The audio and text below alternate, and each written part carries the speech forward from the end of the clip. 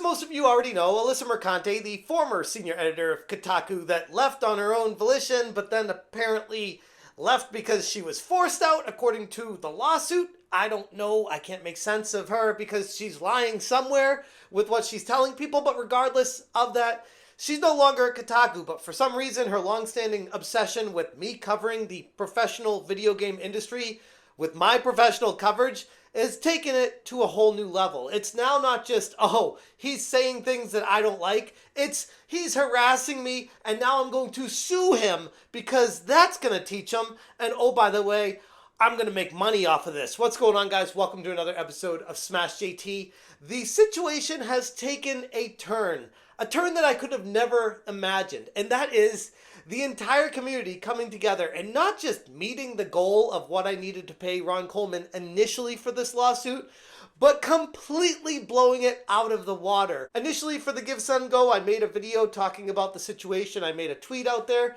and I had a lot of people in the community leading up to it saying, how can we help? We want to fund this for you. We want to put our money where our mouth is. We want to make sure that we stand for free speech and what's right in the game industry. And I was like, wow, okay, there's a lot of people that want to come together on this. Great, okay. Maybe I can get a few bucks on it and put it towards it alongside the money that I have saved up, and we can try to fight this. And what happened after that, I could have never been prepared for.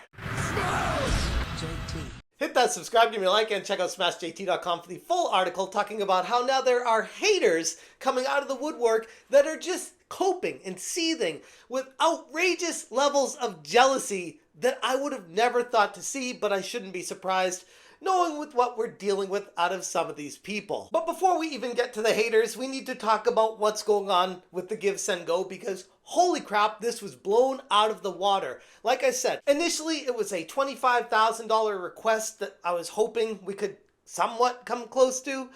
And as of recording this video, we're approaching double that. The Give Send Go account is upwards of nearly $50,000 in less than, what, 2 days? Like, what? That is absolutely bonkers. How many people have come forward, put their money where their mouth is, and says, yeah, we're not having any of this. We're here to back you. And if you need more, we'll be here for you at that point as well. And I genuinely cannot thank you guys enough. People I don't even know. No one's even asking for money back. They're not asking for anything in return. They're just coming up anonymously, dropping hundreds of dollars, sometimes in some cases thousands of dollars at a time, not even putting their name down because they know the injustice that is happening here. And I'm just like filled with a lot of emotion because that is something I take very seriously. I don't want to just play around with people's money. Like when it comes to this kind of thing,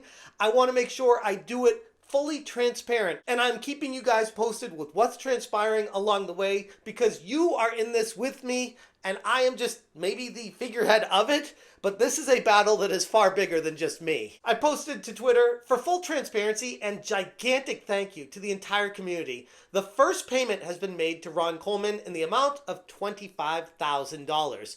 While we don't know how far this case will go at present, this is the initial amount requested. Again, huge thank you to those who have already donated. If interested and contributed further, and I link the Give Send Go account there and then post a screenshot of the actual receipt that I received from paying Ron Coleman's law firm, the Dillon Law Group. And this was a one-time payment thus far of $25,000.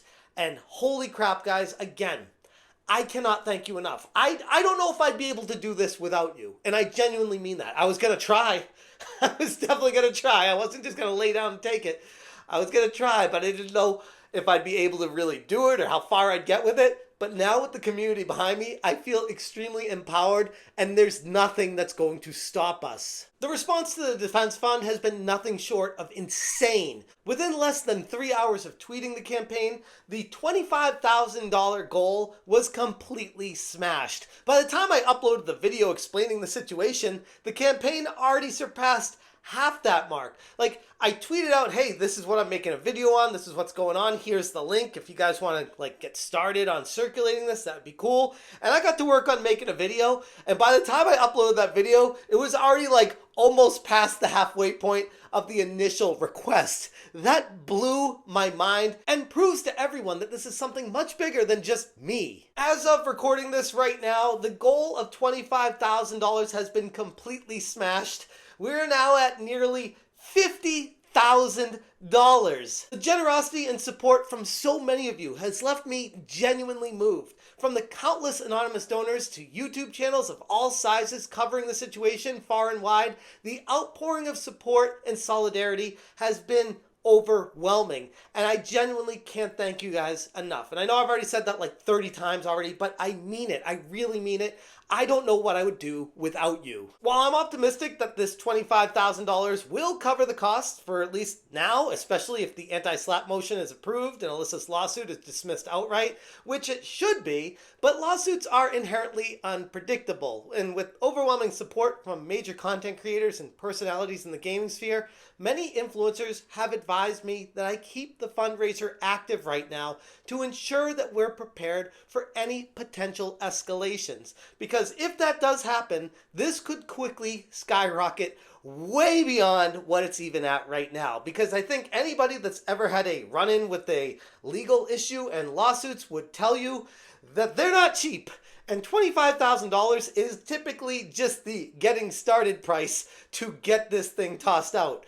If it doesn't get tossed out, holy crap, strap in, because we're in for a big fight. But then we get to the haters of Smash JT and defenders of Alyssa Mercante, like Nick Calandra, among many other creators out there, who have of course predictably taken to social media to attack the fund and insult you, the gamers, the very people who have donated, because of course, this is what people in the industry love to do, point the finger at the people that are buying the products. Yeah, it's been working out pretty well the past, 6 months. Nick Calandra on Blue Sky.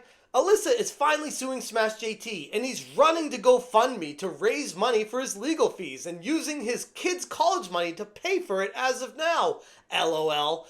Like, okay, well, great journalism you got there, Nick Calandra. First off, no, I didn't go to GoFundMe this time because we had a run-in with you guys trying to take that down last time with the initial C&D that she sent me. So we're now over at Give, Send, Go, and it's been a much more pleasant experience, and you guys have no power there, and it's great. Everyone is just being able to contribute, and there's no fear about you guys being able to take it down. And then he follows it up with, oh, I made fun of Smash and the people giving him money. I deleted it later, but they had already seen it and made a video from it apparently. They take being insulted and throwing their money away very seriously.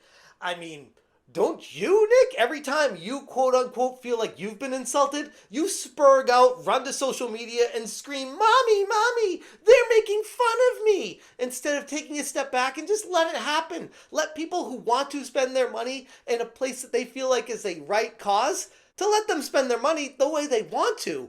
Why do these people always try to control how people spend their money, how they make their decisions, where they're allowed to go, what they're allowed to talk about, where they're allowed to post? Why are they so all about control? It's really fascinating. This episode we'll be talking about Smash JT's Go Send Go campaign. Here's my money for the war effort. I hate that woman with every cell in my body. So there's just few of the gamers that are giving money to Smash JT, and in the end, those people are the losers. All that money could be spent for something more productive, something better in their lives. But it doesn't stop at Nick Calandra. There's plenty of other people I've seen on social media and even some very concerning posts on YouTube, specifically after Alyssa pushed my address out there and doxed me and my family for all to see. We're getting comments like the Rexer Show publicly stating, LMAO, this is great. And now I know Smash's address. Haha, I was just going to wait until I saw Trash JT in person to make fun of him and ask him about the video he did on me. But now, ... I don't know, the Rexer Show. I make a lot of videos on a lot of people giving my opinions and feelings and thoughts of situations. This almost sounds like a direct threat that you're planning on coming to my house. Which should go without saying, but common sense isn't so common these days. Do not come to my house, okay? Very bad things could happen if that transpires, and I'd rather not have that happen. But this is the kind of stuff that I'm dealing with. Now that Alyssa has doxed my address, people feel very empowered and comfortable publicly talking about it. This is why you don't do stuff like that. But Alyssa already knows that, and that's why she did it. They can keep trying to intimidate, keep crying, and us, we will keep winning. The lawsuit has sparked something far bigger than I, or anyone else for that matter, could have ever imagined. It's awakened the beast from within the gaming community. While pathetic losers and detractors will inevitably always try to tear us down, the overwhelming support right here proves to anyone witnessing that we are still winning. This is a movement, a stand against those who try to silence our voices in the industry. To everyone who's supported this cause so far, genuinely thank you. I can't thank you enough. I will keep fighting as far as I have to and as long as I have to with something like this because I take it very seriously. I wasn't joking when I took gaming seriously and said I love gaming and it's been in my blood since I was born, and I worked in the game industry and I have a YouTube channel talking about gaming, and people keep calling me a fake gamer. Until the day I die, I'm going to be confused as why people say that, but at the end of the day, it doesn't matter because all that really does matter is I know me deep down inside. I believe who I am. I know who I am, and people can try to take that down. It won't work because we all know if you're a gamer, intrinsically, it's inside all of us. The generosity and belief in me from the community has been supremely humbling, and I want everyone to know that I will never back down. But at this point, that's where we're at. And again, I can't thank you guys enough, blowing this completely out of the water. And yes, it is still up for those that want to contribute more in case this lawsuit proceeds. But again, in the interest of full transparency, as of right now, all I've paid to Ron Coleman and all I owe to him for this situation so far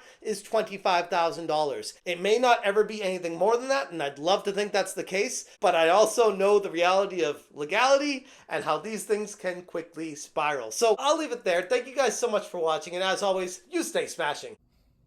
This man is not to be touched. Smash, Smash,